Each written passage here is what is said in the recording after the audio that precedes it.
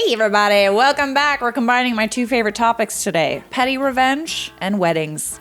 Are you not entertained? Revenge on my mother-in-law, who was horrible to me for years and then decided she should wear the exact same dress as me to my wedding.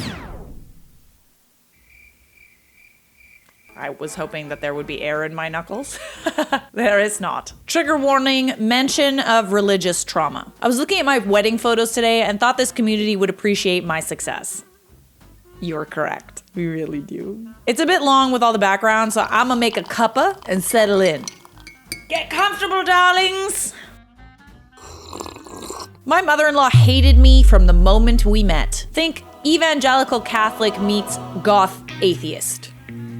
What do you mean, you guys aren't besties? Sounds like a match made in heaven. I moved in with her son and had a baby without getting married, and she truly believed I was the devil incarnate, sent to draw her baby boy into the depths of hell. There followed years of petty microaggressions, a constant barrage of manipulation and guilt tripping, and doing things like offering to watch the kids, then pulling out a half hour before, or buying the kids a puppy when we expressly said no, and then blaming us when she had to take the poor thing back. She pushed over my motorbike, turned up at my work, tried to rearrange the furniture in our house, and constantly talked about God and Jesus in front of the kids and told them they were going to hell because they weren't baptized. Oh, she sounds fun.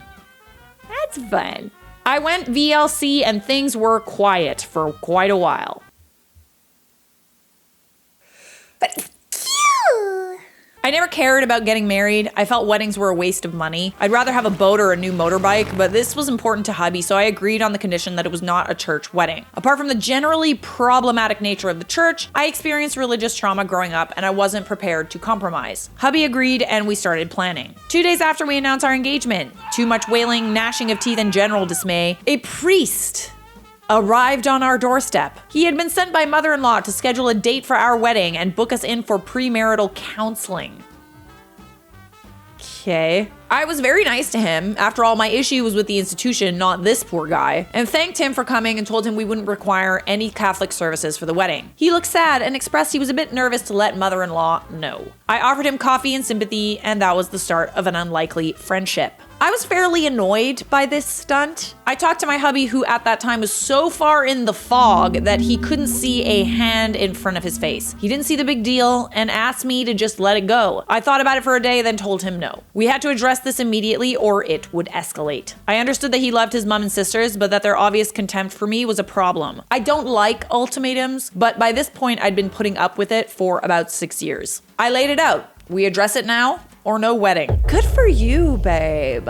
Good for you. A lot of people don't really have the balls to do that. Because let's face it, it's hard to give an ultimatum which could result in you, missing out on something in your life like a boyfriend or a husband. But at the same time, you're also marrying into this family and this issue hasn't been addressed. And I wouldn't want to marry into a family of people that didn't like me. It went about as well as you would expect. We visited and hubby tried to talk to her about how inappropriate her actions were. She screamed at him and cried, and then his sisters started on us both. Standing there, watching my hubby's heart break, my filter broke. I told them to stop, very loudly. Then I told them that they were behaving like toddlers, that I was embarrassed by their antics, and to consider this their first and only warning. Oh. Ooh, petty means business. If they tried anything like that again or treated us with anything other than kindness and respect, not only would I cancel the wedding, I would tell their priests and all their friends about this disgusting behavior. If they wanted to be part of the planning, I would welcome their participation, but that hubby and I had the final say. Mother-in-law tried to speak, but I shushed her like Dr. Evil shushing Scott. All I'm they're gonna get And we left. Hubby was distraught and I felt bad for him, but we got into couples counseling and things got better. Meanwhile, mother-in-law and sister-in-laws seemed to have taken things on board and were maintaining a frosty civility, although I was banned from their house because I was scary. Yeah, no. It's funny how people suddenly dislike you or say, "Oh, you've changed," as soon as you stop taking their "I used to like you when I could walk all over you." Fast forward 12 months. time for dress shopping. I hated the idea of a wedding dress. I hate pale colors. I hate dressing up. I hate dresses. Just everything about the idea made me want to fake a coma and get out of it. But I promised my very own JY mom and brother that we could do this together. So mom, mother-in-law, sister-in-law times 3, brother and his wife were all traipsed along with me to marvel at the sight of me in a dress. And it wasn't a bad day. The in-laws behaved and I found a dress I didn't hate as much as the others. I paid for it and we left. The next day, I got a call from the shop. Mother-in-law and sister-in-laws ordered the exact same dress.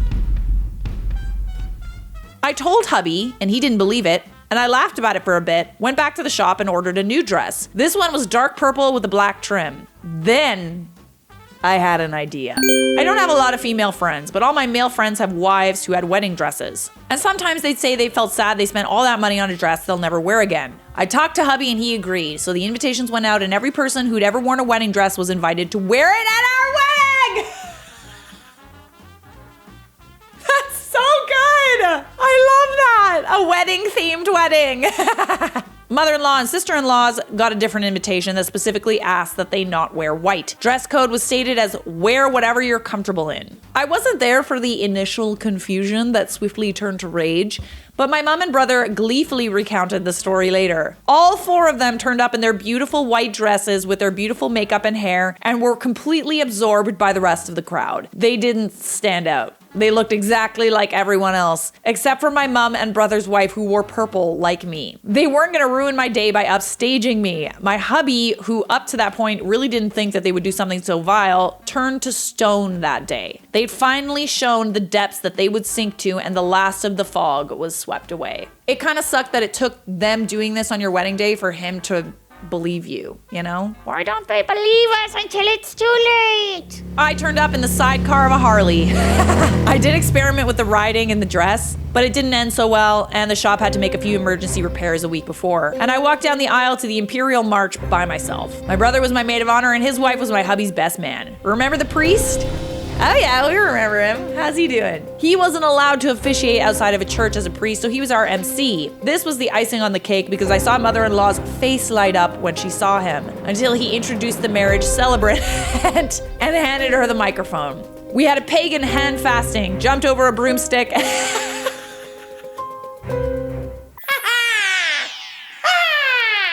and walked back down the aisle to Sweet Child of Mine. Oh yes, love that. Guns N' Roses. Such a good friend to the church. While our 2 kids played air guitar and danced ahead of us and ignored mother-in-law and the sister-in-laws when they tried to get them to go over there. I came face to face with my mother-in-law at the door. She was incandescent with rage. Like a light bulb. Yeah. Like glowing with anger. She went to speak, but my hubby stepped forward and he shushed her. Knock, knock. Who's there? Shh. Ooh, I love that for you. She didn't speak to us for nearly a month, and then she called one day to ask to see the kids as if nothing happened. So I let it go because my husband and I had won. But every now and then I wear the purple dress when I know she'll be at an event, because I'm petty like that. Just a nice little reminder, you know. Shout out to the bridal shop for informing OP of what the mother-in-law and sister-in-laws were planning. Real life's, yeah. I like how they clocked it and they're like, This isn't okay. Can you imagine if they didn't say anything? Bro. They seem to have lots of experience dealing with mums and mother-in-laws who didn't know how to behave. Why is this a thing? Just stop it. Stop acting like a child. It's hilarious because the shop made away with 4 times the business on just one day with your group. I love how they sold them to them, but let you know they were pulling this. Yeah, they didn't like tell them that it wasn't a good idea. They just let them buy it. I can't tell if that's a good or a bad thing, but like at least they told you. All right, we got time for one more because I love you. My girlfriend is upset that I didn't go to her brother's wedding with her because she was wearing a white dress. So she's still your girlfriend? Last weekend, my girlfriend's oldest brother got married. She has 1 older brother and 2 younger ones. I was supposed to go with my girlfriend, but instead of wearing the dress she bought when she went shopping with her mom, she wore a different one. It was a lacy one, white, floor length. I asked her if it was really appropriate to wear a dress like that to someone else's wedding, but she said it's not a wedding dress. Just because you didn't buy it at a bridal shop doesn't mean it doesn't look like a wedding dress. It sure looked like one, but she said it was only $150 and not a wedding dress. Right, because price negates whether or not something looks like a wedding dress. I decided not to go because she was being so inappropriate and I thought it would be too embarrassing. Well, yeah. I think that was a fair assessment of the situation. I messaged her cousin that I might have been exposed to COVID and couldn't come because I didn't want to make drama. I found out that she didn't change her dress before she went. I also found out that she got there later than she was supposed to and she started to try to walk up the aisle to her seat. Wow. After everyone else was sitting in their seats and the wedding was about to start. Her dad stopped her and she had to sit in the back. Yeah. Imagine they start the wedding march because they think that she's the bride. Her parents drove her back to her apartment so she could change dresses between the ceremony and the reception. Her cousin told me she told everyone since her brother is gay and there was no bride at the wedding, she didn't see a problem with wearing that dress. Just don't wear white. How hard is it? I don't understand why you must insist it. And actually, I do. You're trying to upstage. That's all you're trying to do. Don't wear white to a wedding. There are no exceptions unless you are like 4 years old. Her parents made sure the photographer didn't take any pictures with her anywhere in them while she was wearing the white dress. She's still mad I didn't go, but I think I dodged a bullet. She doesn't think she did anything wrong. Oh, so are you guys like still together? How is that not embarrassing? Like your parents have to like drive you home to get you changed because you're embarrassing in the wedding dress? Kudos to the parents for handling this very well. Honestly, they saved themselves embarrassment and you.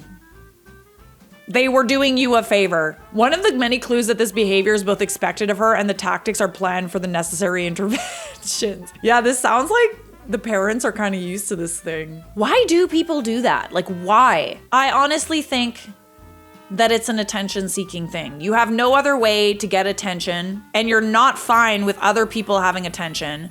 So you do things like this to seek attention. It's okay that the day is not about you. It's all right. You will survive.